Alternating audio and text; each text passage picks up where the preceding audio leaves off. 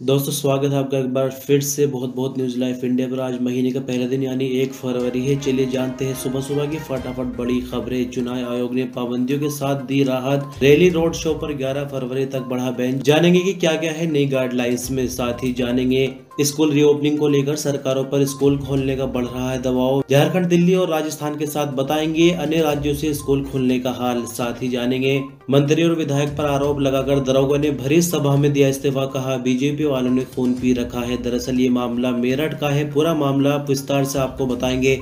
साथ ही जानेंगे कि बजट से ठीक पहले पेट्रोल और डीजल का देश के बड़े राज्यों में क्या हाल है। क्या बजट से पेट्रोल डीजल पर पड़ सकता है कुछ असर, इस खबर को भी विस्तार से जानेंगे। साथ ही जानेंगे ओम प्रकाश राजभर ने जारी की सुभाषपा के उम्मीदवारों की लिस्ट। जाने खुद किस सीट से चुनाव लड़ेंगे। खाई है इतने एमएलए जिताने की कसम, इस खबर को भी विस्तार से जानेंगे। साथ ही जानेंगे पीएम मोदी ने यूपी के लिए पहली वर्चुअल रैली की है। साथ ही समाजवादी पार्टी और अखिलेश यादव पर निशाना साधते हुए कहा है कि हम बदलाव की राजनीति करते हैं जबकि विपक्ष बदले की राजनीति करता है। इस खबर को भी पूरा जानेंगे। साथ ही जानेंगे कि आम आदमी पार्टी के गढ़ में मुकाबला करेंगे चन्नी। सीएम को 2 सीट से उतारने के पीछे क्या है कांग्रेस की रणनीति की खबर आपको पूरी विस्तार से बताएंगे।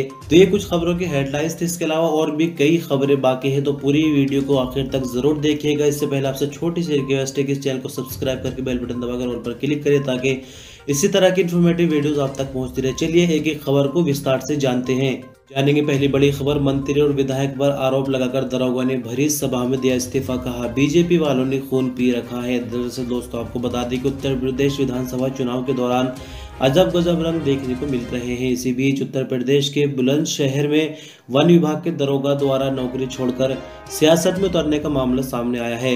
दरअसल वन विभाग में तैनात दरोगा अजीत बढ़ाने के सिर पर सियासी खुमार चढ़ गया है। इसी वजह से उन्होंने वर्दी उतारकर राष्ट्रीय लोक दल की लाल टोपी पहन ली है। यही नहीं, वन विभाग में बतौर दरोगा कार्यरत अजीत बढ़ाने ने बुलंदशहर के प्रभारी और मंत्री अशोक कटारिया समेत भाजपा विधायक और भाजपा नेताओं पर भाजपा के पक्ष में वोट करने का आरोप लगाया है। आपकी जानकारी के लिए बता दें कि वन दरोगा मेरठ की मवाना स्थित करीमनगर गांव में सपा और रालोद प्रत्याशी की चुनावी चौपाल में वर्दी पहनकर पहुंचा और माइक थामकर अपने इस्तीफे की घोषणा की है। हालांकि वन दरोगा अजीत बढ़ाना ने बुलंदशहर के डीएफओ को ऑनलाइन इस्तीफा भेज दिया है।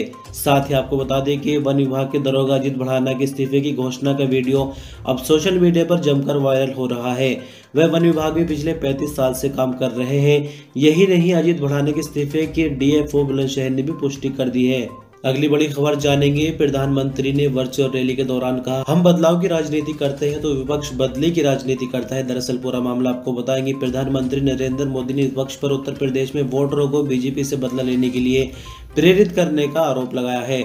सोमवार को वर्चुअली एक चुनाव रैली को संबोधित करते हुए पीएम मोदी ने कहा कि ये राज्य की योगी आदित्यनाथ सरकार की विकास की नीतियों के खिलाफ विपक्ष की कुंठा से अधिक कुछ नहीं है। उन्होंने इस संबंध में गरीबों के लिए घर, पिछड़ा वर्ग के लिए नीतियों, मेडिकल कॉलेजों, एक्सप्रेसवे के जरिए कनेक्टिविटी बढ़ाने, मुस्लिम महिलाओं के लिए उठाए गए कदम और विवाह के लिए महिलाओं की न्यूनतम आयु बढ़ाने जैसी नीतियों का उदाहरण दिया। प्रधानमंत्री ने कहा कि हम उत्तर प्रदेश से बदलाव लाने का प्रयास कर रहे हैं और विपक्ष बदला लेना चाहता है। इन लोगों ने ऐसे लोगों को टिकट दिया है जिनका व्यवहार ही सबूत है। ये दंगे की मानसिकता वाले लोग हैं। जन चौपाल प्रोग्राम के अंतर्गत शामली, मुजफ्फरनगर, बागपत, सहारनपुर और गौतम बुद्ध नगर के वोटरों को वर्चुअली संबोधित करते हुए पीएम मोदी ने कहा कि आपराधिक तत्व राज्य में दोस्ताना सरकार चाहते हैं। उत्तर प्रदेश विधानसभा चुनाव के लिहाज से बेहद अहम पश्चिमी यूपी में 10 फरवरी को वोट डाले जाने हैं। उन्होंने कहा कि देश प्रधानमंत्री गरीब कल्याण अन्न योजना के अंतर्गत गरीब परिवारों को ध्यान रख रहा है। 15 करोड़ लोगों को मुफ्त राशन मिल रहा है। ये वही उत्तर प्रदेश है जहां 5 साल पहले गरीबों के राशन को राशन की शॉप से चुरा लिया जाता था, लेकिन अब एक एक निवाला गरीबों के घर तक पहुंच रहा है। ये बदलाव पिछले 5 सालों में हुआ है। विपक्ष के नेता जयंत चौधरी के दादा और पूर्व प्रधानमंत्री चौधरी चरण सिंह को याद करते हुए पीएम मोदी ने कहा कि हमें अब छोटे किसानों की चिंता करने की जरूरत है। हमने इस और काम करना शुरू कर दिया है। छोटे किसान ग्रामीण परिदृश्य को बदलेंगे। अगली बड़ी खबर। चुनाव आयोग ने पाबंदियों के साथ दी राहत। रैली रोड शो पर 11 फरवरी तक बढ़ा बैन। जानेंगे गाइडलाइन को पूरे विस्तार से। दरअसल दोस्तों आपको बता दें कि कोरोना महामारी के चलते 5 राज्यों में चुनाव को देखते हुए चुनाव आयोग ने कड़े नियम लागू किए थे, लेकिन अब आयोग की तरफ से राजनीतिक रैलियों और जनसभाओं को लेकर कुछ ढील देने का फैसला किया गया है। चुनाव आयोग की तरफ से मिली जानकारी के अनुसार अब 1000 लोगों के साथ नेता जनसभा कर सकते हैं। वहीं डोर टू डोर अभियान के लिए 20 लोगों को अनुमति दी गई है। बता दें कि पहले खुली जगहों पर 500 लोगों के साथ जनसभा करने की इजाजत थी। आयोग ने अब राजनीतिक दलों के अधिकतम 500 व्यक्तियों या हॉल की क्षमता के 50% या एसडीएम द्वारा निर्धारित सीमा की इंडोर बैठकों की अनुमति दी है। आयोग ने घर घर जाकर प्रचार करने के लिए अब 10 से लोगों की संख्या बढ़ाकर 20 कर दी है। इसके अलावा कोविड नियमों का पालन करना जरूरी होगा।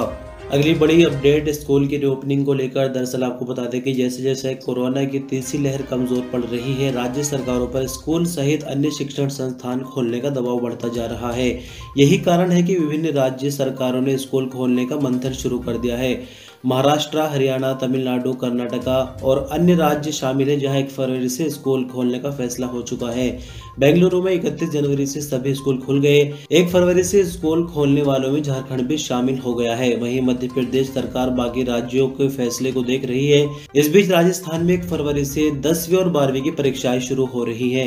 वहीं अगली बड़ी अपडेट पेट्रोल डीजल की कीमतों को लेकर। तेल कंपनियों ने पेट्रोल डीजल के आज के रेट जारी किए हैं। आज भी तेल की कीमतों में कोई बदलाव नहीं किया। गौरतलब है कि 3 नवंबर के बाद ऐसा पहली बार देखा जा रहा है कि ईंधन की कीमतों में कोई खास बदलाव नहीं किया गया है। हालांकि बिहार, राजस्थान समेत कई राज्यों में अभी पेट्रोल 100 के पार बेचा जा रहा है। चलिए जानते हैं कि दिल्ली के साथ साथ यूपी में आज पेट्रोल के क्या रेट है। आपको बता दें कि राजधानी दिल्ली में 1 लीटर पेट्रोल की कीमत 95 रुपए और 41 पैसा, जबकि 1 लीटर डीजल की कीमत 86 रुपए और 67 पैसा है। उत्तर प्रदेश के लिए प्रमुख शहरों का पेट्रोल का रेट जानेंगे। आगरा पेट्रोल की कीमत 95 रुपए और 5 पैसा, जबकि डीजल 86 रुपए 56 पैसा। लखनऊ पेट्रोल 95 रुपए 28 पैसा, डीजल 86 रुपए 80 पैसा। गोरखपुर पेट्रोल 95 रुपए 36 पैसा, डीजल 86 रुपए 88 पैसा। मेरठ पेट्रोल 95 रुपए 1 पैसा, डीजल 86 रुपए 53 पैसा। कानपुर पेट्रोल 94 रुपए 97 पैसा, जबकि डीजल 86 रुपए 49 पैसा। गाजियाबाद पेट्रोल 95 रुपए 29 पैसा, डीजल 86 रुपए 80 पैसा। नोएडा पेट्रोल 95 रुपए 47 पैसा, डीजल 86 रुपए 98 पैसा। अगली बड़ी अपडेट, आम आदमी पार्टी के गढ़ में मुकाबला करेंगे चन्नी। सीएम को 2 सीट से उतारने के पीछे क्या है कांग्रेस की रणनीति, पूरी खबर को विस्तार से जानेंगे। दरअसल दोस्तों आपको बता दें कि पंजाब विधानसभा चुनाव में कांग्रेस ने मुख्यमंत्री रणजीत सिंह चन्नी को दूसरी सीट से उतारने की घोषणा की है। ये घोषणा ऐसे समय हुई जब कुछ ही दिन पहले पंजाब के दौरे पर आए कांग्रेस नेता राहुल गांधी ने कहा था कि राज्य में पार्टी मुख्यमंत्री पद का प्रत्याशी घोषित करेगी। इसके बाद चन्नी की दूसरी सीट के ऐलान ने तरह तरह के अनुमानों को हवा दी। कांग्रेस नेतृत्व ने मुख्यमंत्री रणजीत सिंह चन्नी को 2 सीटों से उम्मीदवार घोषित कर बड़ा दांव खेला है। उन्हें चमकौर साहिब के साथ साथ बरनाला की भदौड़ सीट से उम्मीदवार बनाया है। भदौड़ में 2017 में आम आदमी पार्टी ने जीत दर्ज की थी। यही नहीं, पिछले चुनाव में बरनाला जिला आम आदमी पार्टी का गढ़ साबित हुआ था। जिले की तीनों विधानसभा सीटें आपने ही जीती थी। अगली बड़ी अपडेट, ओम प्रकाश राजभर ने जारी की सुभाषपा के उम्मीदवारों की लिस्ट। जानेंगे खुद किस सीट से लड़ेंगे चुनाव। दरअसल आपको बता दें कि उत्तर प्रदेश विधानसभा चुनाव के लिए ओम प्रकाश राजभर की पार्टी सुभाषपा ने 5 उम्मीदवारों के नाम जारी करने का ऐलान किया है। गाजीपुर जिले की जहूराबाद सीट से ओम प्रकाश राजभर खुद चुनाव मैदान में उतरेंगे। प्रत्याशियों के ऐलान के साथ ही उन्होंने पीजी तक की पढ़ाई निःशुल्क करने का वादा भी किया है। सोमवार को सुभाषपा ने ओम प्रकाश राजभर के अलावा जिन उम्मीदवारों को नाम का ऐलान किया है उनके अनुसार वाराणसी के शिवपुर से अरविंद राजभर, हरदोई संडील से सुनील अर्कवंशी, बहराइच के बलहो से ललिता पासवान और सीतापुर के मिसिग्र से मनोज राजवंशी चुनाव ताल ठोकेंगे। बता दें कि वाराणसी की जिस शिवपुर सीट से ओम प्रकाश राजभर ने अपने बेटे अरविंद राजभर को चुनाव मैदान में उतारा है, वहीं से भाजपा ने राज्य सरकार के मंत्री अनिल राजभर को टिकट दिया है। अगली बड़ी अपडेट, एबीपी सी वोटर सर्वे को लेकर बीजेपी ने सबसे ज्यादा दागियों को टिकट दिए हैं। 40% लोगों ने माना। जाने योगी की गर्मी वाले बयान पर क्या है लोगों की राय। दरअसल दोस्तों आपको बता दें कि रविवार को योगी आदित्यनाथ ने एक जनसभा में कहा था कि ये गर्मी जो अभी कैराना और मुजफ्फरनगर में कुछ जगह दिखाई दे रही है सब शांत हो जाएगी। मैं मई और जून की गर्मी में भी शिमला बना देता हूं। दरअसल आपको बता दें कि सी वोटर सर्वे के अनुसार उत्तर प्रदेश विधानसभा चुनाव में बीजेपी ने सबसे ज्यादा दागियों को टिकट दिया है। सर्वे में 40% लोगों ने माना कि इस बार चुनाव में भाजपा ने दागियों को बड़ी संख्या में टिकट बांटे हैं। वहीं पिछले दिनों एक रैली में योगी आदित्यनाथ के द्वारा दिए गए गर्मी वाले बयान को भी 50% से ज्यादा लोगों ने गलत ठहराया है। एबीपी सी वोटर सर्वे में उत्तर प्रदेश में मतदाताओं से ये पूछा गया कि इस बार के विधानसभा चुनाव में किस पार्टी ने सबसे ज्यादा दागियों को टिकट दिए हैं। सर्वे के अनुसार 40% लोगों ने माना कि बीजेपी ने ज्यादा दागियों को टिकट दिया है। वहीं 30% लोगों ने माना कि समाजवादी पार्टी ने ज्यादा दागियों को टिकट दिया है। इसके अलावा 15% लोगों का कहना है कि दोनों ही पार्टियों ने ज्यादा दागियों को टिकट दिए हैं। वहीं 15% लोगों ने जवाब दिया कि उन्हें इस बारे में कुछ भी नहीं पता। इसके अलावा योगी आदित्यनाथ की गर्मी वाले बयान पर भी एबीपी सी वोटर ने सर्वे किया। सर्वे में 36% लोगों ने कहा कि उनका ये बयान सही है। वहीं 53% लोगों ने योगी आदित्यनाथ के इस बयान को गलत ठहराया, जबकि 11% लोगों का कहना है कि उनको इस बारे में कुछ भी नहीं पता।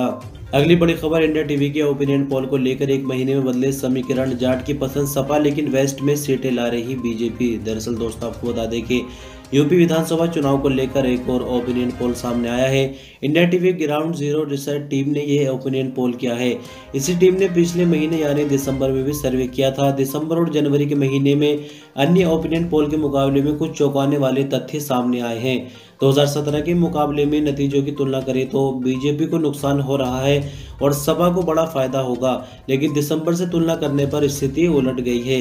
सीएम योगी के गोरखपुर से लड़ने की घोषणा के बाद किया गया ये सर्वे बता रहा है कि उनके लड़ने से पूर्वांचल में बीजेपी का बड़ा फायदा हो रहा है।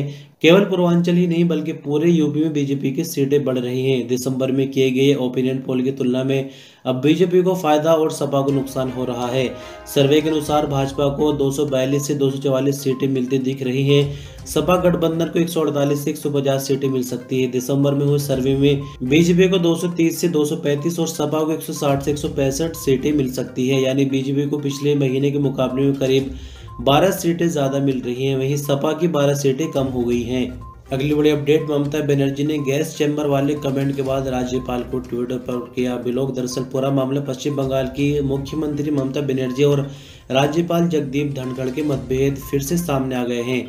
सीएम ममता ने सोमवार को राज्यपाल धनखड़ को ट्विटर पर ब्लॉक कर दिया है। ममता बनर्जी का कहना है कि वह राज्यपाल के ट्वीट से व्यथित है। राज्यपाल धनखड़ ने एक दिन पहले कहा था कि राज्य लोकतंत्र के लिए गैस चैम्बर बन गया है। ये इस बात का संकेत है कि दोनों नेताओं के बीच मतभेद अब बढ़ते जा रहे हैं। ममता ने एक न्यूज कॉन्फ्रेंस में कहा कि मैं इसके लिए पहले से ही माफी मांगती हूँ। वे जगदीप धनखड़ लगभग हर दिन कुछ न कुछ नए ट्वीट कर मुझे या मेरे अधिकारियों के खिलाफ कमेंट करते हैं। वे असंवैधानिक और अनैतिक बातें कहते हैं। वे निर्देश और सलाह देते हैं कि चुनी हुई सरकार मानो बंधुआ मजदूर बनकर रह गई है, इसलिए मैंने उन्हें ट्विटर अकाउंट से ब्लॉक कर दिया है। मैं हर दिन इरिटेट नहीं हो सकती। अगली बड़ी अपडेट, बजट 2022 को लेकर आज आएगा मोदी सरकार का 10वां बजट। जी हां दोस्तों आपको बता दें कि आज यानी 1 फरवरी को वित्त मंत्री निर्मला सीतारमण देश का बजट यानी बजट 2022 पेश करने वाली है। उनका ये चौथा बजट है। उम्मीद की जा रही है कि इसमें आम आदमी को टैक्स में छूट मिल सकती है, क्योंकि कोरोना काल में लोगों की आमदनी पर बड़ा असर पड़ा है। ऐसे में टैक्स छूट देकर आम जनता को बड़ी राहत दी जा सकती है। इसी बीच यूपी समेत 5 राज्यों में चुनाव भी है, इसलिए मोदी सरकार बजट के जरिए लोगों को लुभाने की कोशिश भी कर सकती है। अगली बड़ी और आखिरी अपडेट, मौसम को लेकर फरवरी में भारत के ज्यादातर हिस्सों में सामान्य से कम रहेगा तापमान। इन क्षेत्रों में होगी बारिश। जी हाँ दोस्तों आपको बता दें कि मौसम विभाग ने फरवरी के मौसम के लिए अनुमान जारी कर दिए है। इसके मुताबिक देश के ज्यादातर हिस्सों में फरवरी में तापमान सामान्य से कम दर्ज किया जाएगा। इधर उत्तर भारत के पंजाब और हरियाणा जैसे राज्यों में बारिश की संभावना जताई गई है। एमडी ने फरवरी के लिए जारी किए गए अपने मासिक पूर्वानुमान में कहा कि उत्तर भारत के ज्यादातर क्षेत्रों में तापमान कम रहने के साथ सामान्य से कम बारिश होने की संभावना है। हालांकि पंजाब और हरियाणा में बारिश के सामान्य से ज्यादा रहने का अनुमान लगाया गया है। मौसम विभाग का कहना है कि फरवरी में देश के ज्यादातर हिस्सों में सामान्य से कम न्यूनतम तापमान दर्ज होगा। हालांकि पूर्वोत्तर भारत में पूर्वी हिस्सों, दक्षिण प्रायद्वीप भारत के दक्षिण पूर्वी हिस्सों में सामान्य से ज्यादा न्यूनतम तापमान रहने का अनुमान है। इसके अलावा देश के अधिकतर हिस्सों में अधिकतम तापमान भी सामान्य से कम रहने का अनुमान है। सिर्फ प्रायद्वीपीय भारत के उत्तरी और दक्षिणी पश्चिम तटीय इलाकों में तापमान सामान्य इससे ज्यादा रह सकता है। आईएमडी की तरफ से कहा गया है कि प्रशांत महासागर के क्षेत्र में फिलहाल ला नीना की स्थितियां कमजोर है। ला नीना की वजह से ही भारत में कठोर सर्दी की स्थिति पैदा होती है। तो इस तरह से दोस्तों आज के इस न्यूज बुलेटिन की आखिरी खबर थी। इस वीडियो में एक छोटा सा लाइक देकर हमारी मेहनत को कामयाब कर सकते हैं। चैनल पर नए सब्सक्राइब कर सकते हैं। आपका कोई सवाल हो तो कमेंट में बताइएगा। इस वीडियो पर अंत तक बने रहने के लिए शुक्रिया।